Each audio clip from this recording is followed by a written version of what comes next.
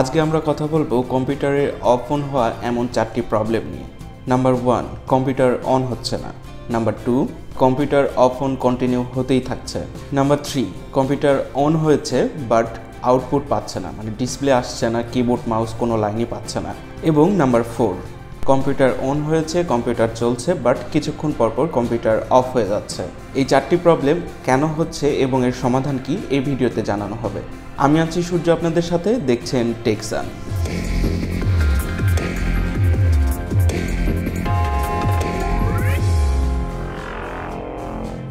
প্রথমে আসি computer on হচ্ছে না কেন।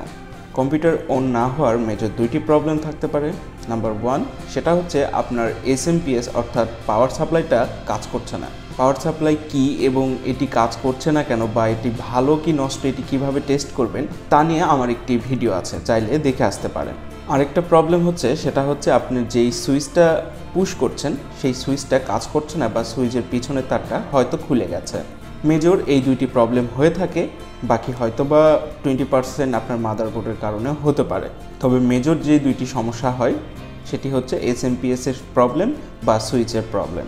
এবার আসি নাম্বার 2, কম্পিউটার অন করছেন বাট আউটপুট কোনো লাইন না পেয়ে কম্পিউটার কন্টিনিউস সেটি অফ হচ্ছে এবং অন হচ্ছে। এটি সমাধান কি? এটি মূলত 80% হয়ে থাকে আপনার র্যামের কারণে। এইটা থেকে মুক্তি পেতে চাইলে পিসি থেকে র্যামটা খুলে ফেলে ভালো করে র্যামটা পরিষ্কার করবেন। অবশ্যই মনে রাখবেন, র্যামটা কখনো খালি হাতে পরিষ্কার করবেন না।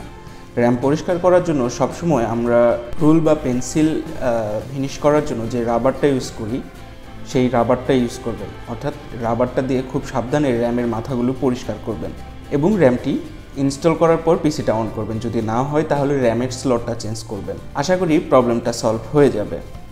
এবার আসি নাম্বার 3, আপনি পিসি অন করছেন, অন হয়েছে, বাট আউটপুটে কোনো লাইন পাচ্ছে না, আপনার কিবোর্ড মাউস বা ডেস্কটপে কোনো লাইন পাচ্ছে না, বাট আপনার পিসি স্টিল অন আছে। এইটার ক্ষেত্রেও 80% দায়ী থাকে র্যাম। এই ধরনের যদি কোনো প্রবলেমে পড়েন, অবশ্যই পিসি থেকে র্যামটা খোলার পর ভালো করে পরিষ্কার করে র্যামটা ইনস্টল করবেন। তা না হলে আবার র্যামের স্লটটি পরিবর্তন করবেন। আশা করি আপনার প্রবলেম সলভ হয়ে যাবে। এবার আসা যাক নাম্বার 4। নাম্বার 4 যে প্রবলেম হচ্ছে সেটা হচ্ছে আপনার কম্পিউটার কন্টিনিউ চলছে বাট হুট করে কিছুক্ষণ পরপর অফ হয়ে যাচ্ছে। এটার প্রবলেম মূলত দুই কারণে হয়ে থাকে। নাম্বার 1 সেটি হচ্ছে আপনার পিসির ভিতরে যেই কুলিং ফ্যান ইনস্টল করা আছে সেটির স্পিড হয়তো অনেক কমে গেছে, বা আপনার হিটিং অনুযায়ী কুলিং ফ্যানটি বাড়াতে হবে। অর্থাৎ আপনার কুলিং ফ্যান যদি 1টি বা 2টি থাকে সেটিকে 3টি বা 4টি করতে হবে।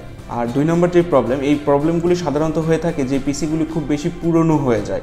এই বেশ পুরনো পিসিগুলো এই ধরনের সমস্যা করে থাকে। যেমন হচ্ছে আপনার প্রসেসরের উপরে এক ধরনের জেল থাকে, এটি বাজারে কিনতে পাওয়া যায়। তো আপনারা প্রসেসরের উপরে যে জেলটি দেখবেন সেই জেলটি অনেকটা শুকিয়ে যায় বা ফুরিয়ে যায়, বা জেলটি তার আগের মতো কাজ করে না।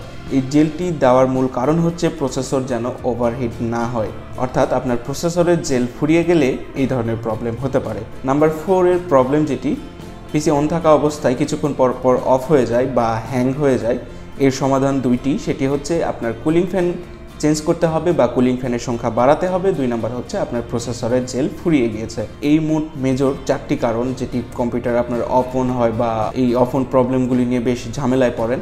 এই ছোট ছোট কাজগুলি আপনি বাসায় করে ফেলতে পারবেন। আর যদি বেশ কিছু প্রবলেম মনে করেন তাহলে অবশ্যই টেকসানের ফেসবুক পেজে মেসেজ করতে ভুলবেন না। আমরা সর্বদাই আছি আপনাকে সহযোগিতা করার জন্য। তো এই ছিল কম্পিউটারের 4টি প্রবলেম অ্যান্ড সলিউশন। পরবর্তীতে আবারও দেখা হবে আপনার সঙ্গে নতুন কোনো ভিডিও নিয়ে। আর ভিডিওগুলি মিস করতে না চাইলে চ্যানেলটিকে এখনই সাবস্ক্রাইব করে রাখুন। ধন্যবাদ, ভালো থাকবেন।